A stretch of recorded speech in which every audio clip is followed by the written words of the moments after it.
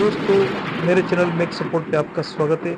आज के मेरे इस वीडियो में तारागढ़ दुर्ग जो कि बूंदी में है उसके इतिहास और जानकारी बताई गई है। इस वीडियो में तारागढ़ के दुर्ग का इतिहास, इसने बनाया, वास्तुकला क्या रही तथा यह दुर्ग की यात्रा कैसे करें, कहाँ जाएं, ये सारी चीजें इस वीडियो में बताई गई है। तो दोस्तों, अगर आप मेरे चैनल पर नए हैं तो प्लीज मेरे चैनल को सब्सक्राइब करें और घंटी के बटन को दबाकर नोटिफिकेशन चालू करें, जिससे आपको मेरे द्वारा डाले गए सारे नोटिफिकेशन प्राप्त होते रहेंगे। दोस्तों, तारागढ़ का दुर्ग आपके सामने इस वीडियो में प्रस्तुत है, तो आप देखते रहें। राजस्थान में तारागढ़ दुर्ग के नाम से दो दुर्ग प्रसिद्ध है। पहला दुर्ग बूंदी में है, जिसे बूंदी दुर्ग भी कहा जाता है, और दूसरा दुर्ग अजमेर में है, जिसे गढ़ बीठली के नाम से जाना जाता है। बूंदी का तारागढ़ का दुर्ग बूंदी नगर से बाहर अरावली की पहाड़ियों में कोटा जयपुर राष्ट्रीय राजमार्ग पर स्थित 182 मीटर ऊंची अरावली की पहाड़ियों पर स्थित है। समुद्र तल से इस बूंदी के दुर्ग की ऊंचाई 550 मीटर है। दोस्तों, बात करते हैं इस दुर्ग के निर्माण के बारे में। दोस्तों, तारागढ़ का दुर्ग ईस्वी संवत 1354 में बूंदी के चौथे हाड़ा राजा बरसिंह ने बनवाया था। बूंदी के हाड़ा राजा बूंदी राज्य की स्थापना के समय से ही मेवाड़ के महाराणाओं के दिन शासक थे। दोस्तों, तारागढ़ के इस विशाल दुर्ग का क्षेत्रफल कितना है? तारागढ़ का विस्तार 5 मील क्षेत्र में है। यह दुर्ग मुख्य लंबाई 500 मीटर एवं इसकी चौड़ाई 300 मीटर है। दोस्तों, तारागढ़ के दुर्ग के चारों ओर तिराहा परकोटा बना हुआ है। दुर्ग की बाहरी दीवारें का निर्माण 16वीं 18वीं सदी के आरंभ में जयपुर के नरेश द्वारा नियुक्त राजा दलेल सिंह ने करवाया था, जो करवर का जागीरदार था, और जिसे बुद्ध सिंह के शासनकाल में जयपुर नरेश सवाई जयसिंह ने 2 बार बूंदी का राजपाट सौंपा था, और दोनों बार बूंदी के राजा बुद्ध सिंह ने उसे निकाल बाहर किया था। दुर्ग के पश्चिम भाग की दीवारें बहुत ऊंची है तथा तोपों के लिए मोर्चे भी इस किले में बने हुए हैं। दोस्तों, भीम बुर्ज को चोबरजा भी कहते हैं। यहाँ महाबला नामक तोप रखी हुई है। यह बुर्ज गोलाकार है तथा 2 मंजिला है। इसके अंदर सीढ़ियां बनी हुई हैं। इसमें बारूद और हथियार रखे जाते हैं। इस बुर्ज के दक्षिण पूर्व में 2 मंजिला छतरियां बनी हुई हैं। दोस्तों, आगे चलते हैं। दोस्तों, गढ़ पैलेस, जिस पहाड़ी पर तारागढ़ का किला खड़ा है, उसके दूसरी और सामने पहाड़ी पर गढ़ पैलेस बना हुआ है। यह राजस्थान के राजप्रासादों में विशिष्ट स्थान रखता है। इसमें अनेक हाड़ा राजाओं ने गढ़ पैलेस में महलों का निर्माण करवाया, जो आज भी बहुत ही दर्शनीय है। प्रत्येक महल पर उससे संबंधित महाराव का नाम लिखा हुआ है। छत्र महल, अनिरुद्ध महल, रतन महल, फूल महल, बादल महल और उम्मेद महल भी यहाँ देखने के लिए महत्वपूर्ण है। इन महलों में रतन गुम्मट, दरीखाना, दीवान-ए-आम और चित्रशाला प्रमुख दर्शनीय स्थल है। दोस्तों, दीवान-ए-आम का निर्माण महाराजा रत्नी हंस ने करवाया था। दूधा महल, बूंदी दुर्ग का सबसे प्राचीन निर्माण दूधा महल है। दोस्तों, जीवरखा महल, यह 1 मंजिला महल है। इस महल में हड़ाओं का खजाना रखा जाता था। यह बाहर से काफी भव्य दिखता था। महल में कांच की अद्भुत कारीगरी की गई है। इसका निर्माण राव राम सिंह ने 1821 से 1879 में करवाया था। दोस्तों, महलों के लिए प्रवेश मार्ग भी बने हुए हैं और इन्हीं मार्गों से अंदर प्रवेश और बाहर निकाला जाता है। नगर की दिशा में महल में प्रवेश करने के लिए नाहर के चौहटे तथा रावल होते हुए भारी भरकम हजारी गेट तक पहुंचते हैं। इससे पहले राजा उम्मेद सिंह के घोड़े खंजय की प्रतिमा के दर्शन होते हैं। इससे आगे शिव प्रसाद नामक हाथी की प्रतिमा बनी हुई है। यह हाथी शाहजहां ने राजा छत्रसाल को दिया था। महाराव छत्रसाल ने इस हाथी के मर जाने के बाद में उसकी यह प्रतिमा बनाकर यहाँ लगवाई। दोस्तों बात करते हैं आगे प्रवेश द्वार की, जिसका नाम हाथिया पोल। हाथी घोड़े की प्रतिमाओं से आगे चलने पर कुछ सीढ़ियां चढ़कर एक के बाद एक क्रमशः 2 दरवाजे आते हैं। दूसरे दरवाजे के पास हस्ती युग्म खड़ा है। इस द्वार को 17वीं शताब्दी में राजा रतन सिंह ने 1608 और 1631 में बनवाया था। इस द्वार को हाथिया पोल द्वार कहा जाता है। हाथिया पोल की बनावट, प्लास्टर तथा छत की सजावट अत्यंत अनूठी है दोस्तों। रतन दौलत दरी खाना। हाथिया पोल के दूसरी ओर रतन दौलत दरी खाना है। इसी भवन में बनी बूंदी नरेशों की। यहाँ पर दोस्तों इन्हीं राजाओं का राज तिलक होता था। कर्नल टोड ने भी इसी भवन में अवयस्क राव राजा राम सिंह को सिंहासन पर बिठाया था। आगे चलते हैं दोस्तों छत्र महल की ओर। रतन दौलत दरी खाना के आगे राव राजा छत्रसाल द्वारा करवाया गया विस्तार कार्य है। छत्र महल का निर्माण महाराव छत्रसाल ने ईस्वी 1644 में करवाया। यह सभी महलों में सर्वाधिक महत्वपूर्ण है। इसमें 2 बड़े हॉल हैं।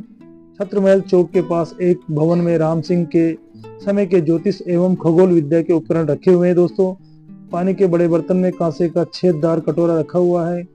यह एक प्रकार का काल मापक यंत्र होता था। पूरा कटोरा 1 घंटे में डूबता है। इसके पास के एक कक्ष में सुंदर चित्र बने हुए हैं। छत्र महल में हाथी दांत के बारीक काम वाले दरवाजे बने हुए हैं दोस्तों। बात करते हैं दोस्तों अगले महल की। रंग विलास। दरी खाना के दूसरी तरफ रंग विलास है, जहाँ छोटा किंतु सुंदर बहुत ही खूबसूरत उद्यान लगा हुआ है। यही चित्रशाला तथा अनिरुद्ध महल बने हुए हैं दोस्तों। अनिरुद्ध महल की बात करें तो यह 1679 में महाराजा अनिरुद्ध सिंह ने बनवाया था। बाद में इसे जनाना महल बना दिया गया। बादल महल और फूल महल यहाँ के दर्शनीय स्थल हैं जो स्थापत्य की दृष्टि से उल्लेखनीय हैं। बादल महल की ऊंचाई काफी है दोस्तों। आगे चलते हैं दोस्तों उम्मेद महल।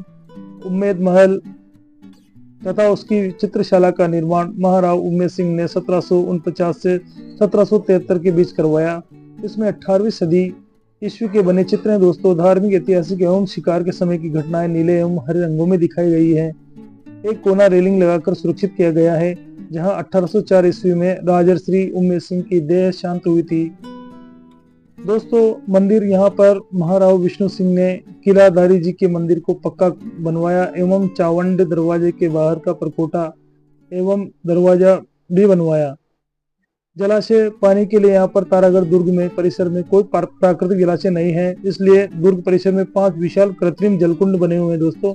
इन टांकों में वर्षा का जल एकत्रित किया जाता था, जो वर्ष भर जल की आपूर्ति करते थे। वर्षा जल को कुंड में पहुंचने से पहले सिल्ट ट्रैप से होकर बहना होता था, ताकि टांकों में मिट्टी नहीं भर जा सके।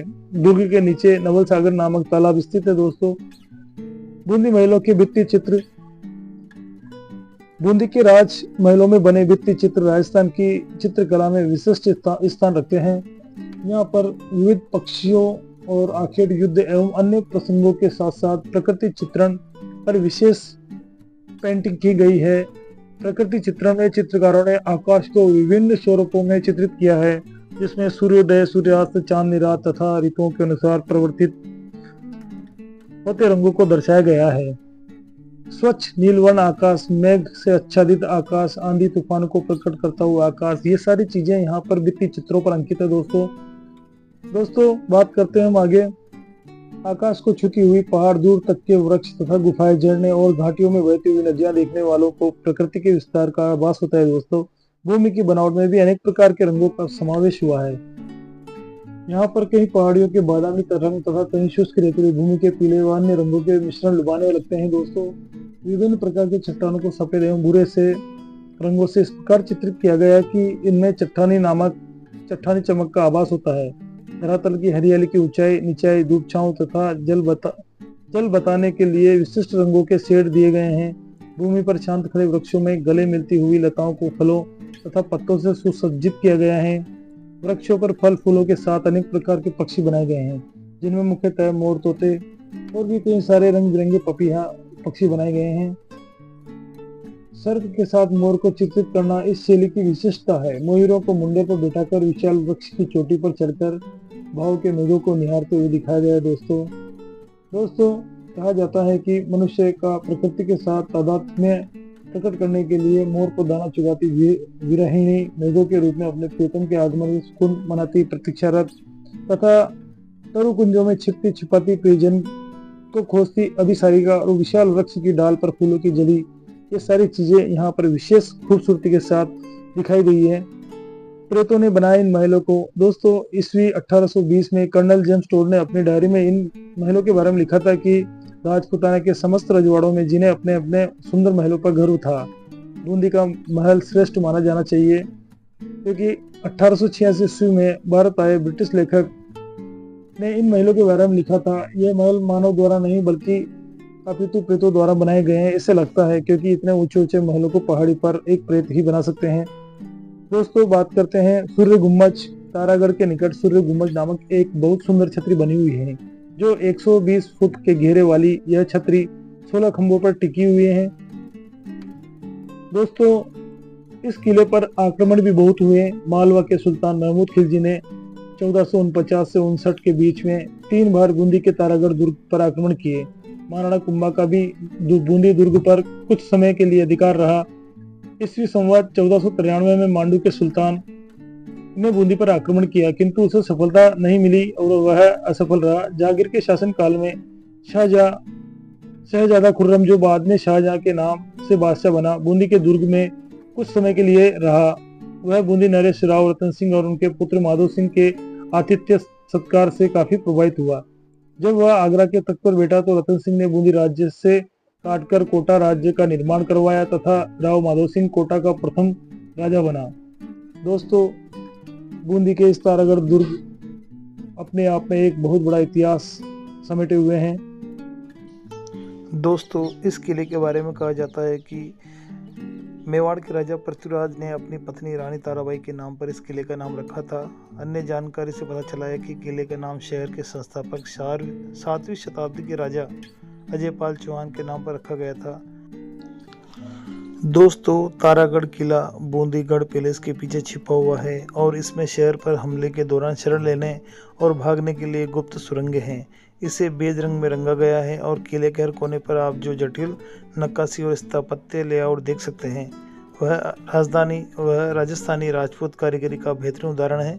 देश के किसी भी हिस्से की वास्तुकला का कोई समावेश प्रभाव नहीं है, यह अपनी संस्कृति का एक मूल श्रम है। दोस्तों तारागढ़ किले में 3 भव्य प्रवेश द्वारों से प्रवेश किया जा सकता है। गगुड़ी की फाटक, फूटा दरवाजा और लक्ष्मी पोल। 3 मुख्य प्रवेश द्वारों के आगे पहाड़ी की चोटी पर चढ़े और आपको एक भव्य और प्राचीन दरवाजा मिलेगा और जो आपको किले के अंदर ले जाएगा। जब आप चौड़े प्रवेश द्वार से गुजरते हैं तो आपको रास्ते के दोनों ओर पत्थर से बने 2 विशाल चबूतरे दिखाई देते हैं। अतीत में इस द्वार का इस्तेमाल शाही पहरेदारों द्वारा गर्मी से बचने के लिए किया जाता है। रानी महल भी किले के अंदर ही बना हुआ है। दोस्तों प्रवेश द्वार से रास्ता एक छोटे से बरामदे से खुलता है जो महल से घिरा हुआ है। भूतल पर एक विशाल और चौड़ा खुला हॉल है जिसका लेआउट आर्केड कॉलम जैसा है। हॉल राजा की हर रानी के लिए आवंटित कई कमरों की ओर जाता है। नक्काशीदार चट्टान से बनी एक बावड़ी या सीढ़ीदार कुआं महल से जुड़ा हुआ है। दोस्तों रानी महल के पास एक प्राचीन मंदिर है। शाही दरबारियों की सुरक्षा के लिए योद्धाओं के लिए एक चौकी भी महल के पास में स्थित है। आगे बढ़ते हुए हम किले के शिखर पर पहुंचते हैं। दोस्तों पहाड़ी के आर पार एक लंबा और चौड़ा गलियारा बना हुआ है किंतु 4.5 किलोमीटर चौड़ा है। किले के शिखर पर भीम बुर्ज है जो भी आपने वीडियो में देखा है। इसमें किले की 16वीं सदी की सबसे बड़ी बुर्ज है जिसे गर्भ गुंजन भी कहते हैं।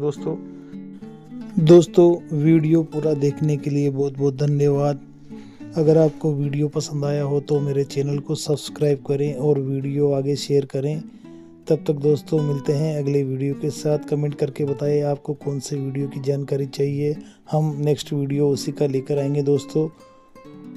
तब तक मिलते हैं अगले वीडियो के साथ में। जय हिंद, जय राजस्थान।